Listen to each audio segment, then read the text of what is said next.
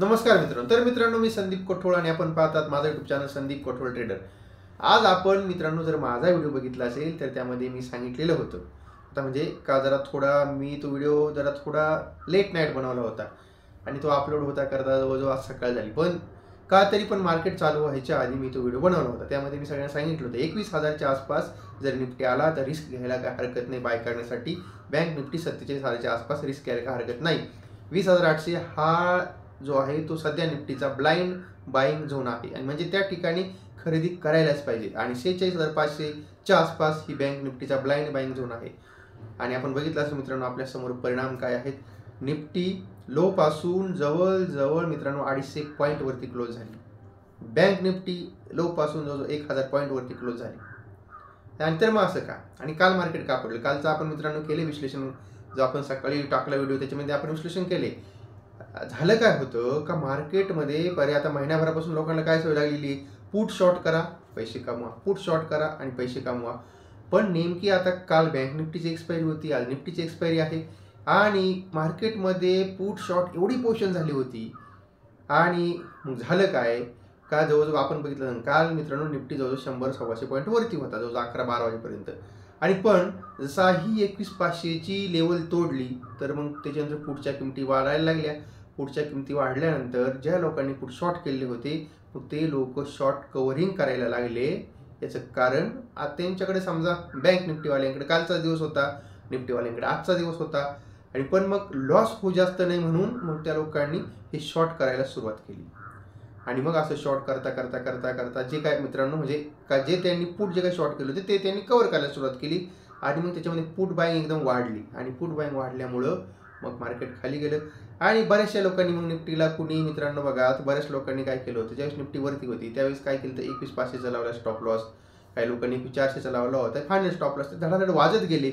आणि आता सध्या काय होतंय, आता माणसापेक्षा रोबो मशीन ट्रेड करते आणि त्याला भावना नसतात काय. फक्त एकदा त्याच्यामध्ये आपण ट्रेडिंगला आपण जर रोबोमध्ये सुरुवात केली तर त्याचा तो स्टॉप लॉस आहे तिथं गेला का तो वाजवणारच. आणि त्याच्यामुळे सुद्धा मार्केटमध्ये सेलिंग प्रेशर आले आणि तसंही मार्केट वाढलं होतं. आपण मित्रांनो सातत्याने सांगतोय आता मार्केटमध्ये आता सावध राहायला पाहिजे, कारण 2-2.5 हजार पॉईंटची निफ्टीची रॅली झालेली आहे आणि मार्केट लाईफ टाईम व्हायला आहे आणि आपण आता निवडणुकांकडे जातोय. आता इथून पुढे मार्केट असंच राहणार मित्रांनो. निफ्टी 2-250 पॉईंट कधी पडेल ते तुम्हाला कळणार नाही आणि निफ्टी 2-250 पॉईंट कधी वरती जाईल ते सुद्धा आपल्याला कळणार नाही. आणि तेव्हा मित्रांनो आत्ताच्या कंडिशनला जे आपण म्हणूया आता म्हणजे पहिला सपोर्ट वगैरे दुसरा सपोर्ट हे सुद्धा महत्त्वाचे नाही. फायनल सपोर्ट म्हणजे महत्त्वाचा सपोर्ट आता जसं मी सांगितलं होतं निफ्टीला 20,800चा महत्त्वाचा सपोर्ट आहे, बँक निफ्टीला 46,500चा महत्त्वाचा सपोर्ट आहे. तर आता हे सपोर्ट महत्त्वाचे आहेत. आता कसं असतं जर एखादा ड्रायव्हर गाडी चालवायला बसला तर त्याला हे छोटे मोठे खड्डे वगैरे असतात ना तो धडाधड उडी देतो, पण मोठा खड्डा असल्यानंतर तो ब्रेक दाबतोच. आणि तसंच आहे आता हे जे मार्केट चालले ना ते सुसाट वेगाने चालले. ते छोटे मोठे खड्डे जर समजा म्हणजे जरी समजा खाली येत असला उतार जरी असला तरी ते छोटे मोठे खड्डे आता बघत नाही, मोठा खड्डा असला तरच ब्रेक दाबते.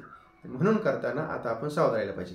मग आता आपल्याला मित्रांनो उद्या जे आहे साधारण निफ्टीमध्ये काय करायचं, आपण पहिली बाईंगची गोष्ट बघू. आपण आता जो आजचा आपला लो होता ना आजचा निफ्टीचा मित्रांनो साधारणतः किती 20,970-80च्या आसपास होता, पण राऊंड फिगर 21,000 पकडा. तो आता निफ्टीचा आपल्याला मित्रांनो शॉर्ट टर्म आपला बाईंगचा सपोर्ट आहे. अब जर उद्या आपल्याला निफ्टी जर समजा उद्या आपल्याला भेटली किती 21,150 आणि किंवा 200 ह्या रेंजमध्ये जर भेटली बाय करायचा. स्टॉप लॉस आपण लावायचा 21,100चा आणि आपल्याला टार्गेट भेटेल मित्रांनो 21,250, 21,300, 21,350 पर्यंतचे टार्गेट आपल्याला निफ्टीमध्ये भेटतील. सेल नाही करायचं का तर मित्रांनो बघा आत्ता असं आत्ताचं मार्केट पण असेल, बाईंगला पण आपण स्टॉप लॉस लावायला पाहिजे, सेलिंगला तर लावायलाच पाहिजे. मग आपण सेलिंग करायला बघा आपला पहिला स्टॉप लॉस 21,400चा होता. जर त्या रेंजला आता तो बघा आता निफ्टीला आता मध्ये काय मित्रांनो काही रेजिस्टंट नाही, डायरेक्ट रेजिस्टंट कुठं आहे डायरेक्ट 21,400ला. त्या रेंजच्या आसपास जर भेटली तर मग त्या ठिकाणी निफ्टी आपण शॉर्ट करायला पाहिजे आणि आपल्याला तिथून मित्रांनो निफ्टी का जवळ 100-150 पॉईंट खाली भेटू शकते. आता हे झालं निफ्टीचं. बँक निफ्टीचं काय, बँक निफ्टीचं आपण मित्रांनो बघा आपण म्हणजे सातत्याने सांगतो 46,500 फायनल सपोर्ट आहे, सगळ्यात मोठा तगडा सपोर्ट आहे. नंतर आजचा लो हा झाला आता शॉर्ट टर्म सपोर्ट. पण आता जी मित्रांनो का निफ्टीची जी काय कालची क्लोजिंग होती ती 47,300-400च्या आसपास होती. तर मग आपण असं समजायला काय हरकत नाही मित्रांनो का 47,500, तर हा 47,500 हा निफ्टीचा आता आपला पहिला सपोर्ट आहे. आपल्याला जर निफ्टी 47,500-600च्या रेंजमध्ये जर भेटली समजा, म्हणजे 500 तर लगेच नाही भेटणार, पण का 47,600-700च्या रेंजमध्ये जर बँक निफ्टी भेटली तर आपण तिथे बाय करायला काय हरकत नाही. पहिले टार्गेट 48,000, दुसरं टार्गेट 48,250. 48,250 हा परवा सारखा किंवा कालच्या सारखाच हा बँक निफ्टीला रेजिस्टंट आहे. मग 48,250 आपल्याला जर वाटतंय की 48,250 पर्यंत जाते, परत खाली येते, जाते परत खाली येते, मग त्यावेळेस काय करा, मग काय जर म्हणजे ज्यांना कोणाला सेल करायचे त्यांना, तर पहिला तुम्ही मूड माहोल बघा, म्हणजे बाकीची मार्केट कशी आहे, एशियन मार्केट कसं आहे, डाव फ्युचर कसं आहे, त्या सगळ्या गोष्टी बघा. आणि परत मार्केटवरती जी काही तेजी झालेली आहे ती तेजी मित्रांनो म्हणजे कशी ऑन स्क्रीन. आता काही जण म्हणतील ऑन स्क्रीन तेजी काय, म्हणजे मित्रांनो ऑन स्क्रीन तेजी म्हणजे कसं असतं, मार्केट फ्लॅट ओपन होतं, फ्लॅट ओपन झाल्यानंतर 5-10 पॉईंट थोडं वर, थोडं वर, थोडं वर, थोडं वर, असं जर मार्केट जर समजा वरवर गेलं तर त्याला म्हणतात ऑन स्क्रीन तेजी. आणि जर समजा परत डायरेक्टच मित्रांनो काही कारणे 100 पॉईंट वाढली निफ्टी, समजा काही कारणे 100 पॉईंट खाली आले, तर मग मित्रांनो त्याला काय म्हणतात, व्हॉलटाईल मार्केट म्हणतात, किंवा मग तो कुणीतरी मोठा ऑपरेटर काहीतरी गेम करत असतो. जर मार्केटमध्ये समजा ऑन स्क्रीन तेजी झाली आणि तिथं जर मार्केट 48च्या वरती जर सस्टेन झालं समजा बँक निफ्टी, तर मग आपल्याला 48,500 पर्यंत सुद्धा टार्गेट देऊ शकतात. पण 48,250ला मित्रांनो पहिला आपण एक छोटी रिस्क घ्यायला पाहिजे का वरती 100 पॉईंटचा एसएल लावायचा 48,350चा, आणि त्या ठिकाणी आपण मित्रांनो बँक निफ्टी शॉर्ट करायला हरकत नाही. टार्गेट राहील 48,000 आणि त्याच्यानंतर 47,800 पर्यंत. आता मित्रांनो हे झाले आपले बँक निफ्टीचे आणि निफ्टीचे आपले मित्रांनो टार्गेट. आता मित्रांनो आपल्याला 2-3 याच्यामध्ये शेअर्समध्ये सांगतो बघा. आपण पेटीएम घ्यायला सांगितलं होतं 610च्या आसपास, आता 640 झालाय.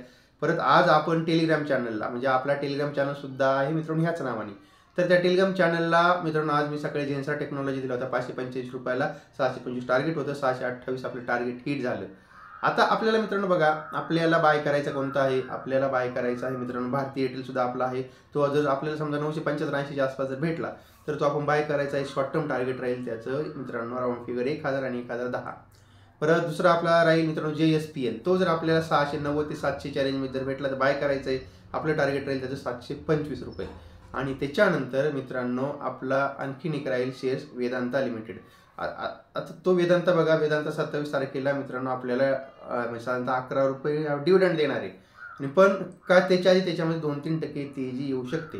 आपल्याला तो 250 ते 255च्या रेंजमध्ये जर भेटला तर बाय करायचं आहे. आपलं टार्गेट राहील 262 आणि 265 पर्यंत.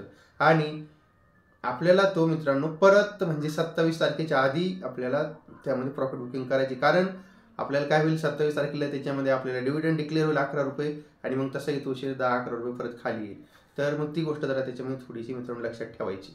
आता हे मित्रांनो काही आपल्याला मी सांगितले आहेत कोणत्या शेअर्समध्ये काय करायचं ते. पण मित्रांनो आपला माझा म्हणजे हा जो चॅनल आपण बघताय त्या चॅनलच्या नावाचं टेलिग्राम चॅनल आहे तो चॅनल, तर त्या टेलिग्राम चॅनलला आपण मित्रांनो जॉईन करा. तो चॅनल पब्लिक आहे आणि त्याच्यावरती आपल्याला कॅशमधले जे काही स्टॉक असतात मी त्याची माहिती आपल्याला देत असतो.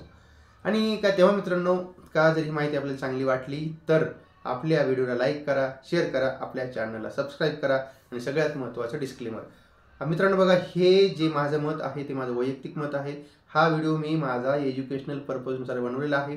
आणि जर तुम्ही त्याच्यानुसार काही ट्रेड केला, तुमचा फायदा झाला तुमचा, तोटा झाला तुमचा, आणि त्याच्याशी माझा आणि माझ्या चॅनलचा काहीही संबंध राहणार नाही. आणि तेव्हा मित्रांनो आजच्या भागामध्ये इथंच थांबूया. आपण परत उद्या भेटू परत नवीन विषयासह. तोपर्यंत मित्रांनो सर्वांना जय महाराष्ट्र.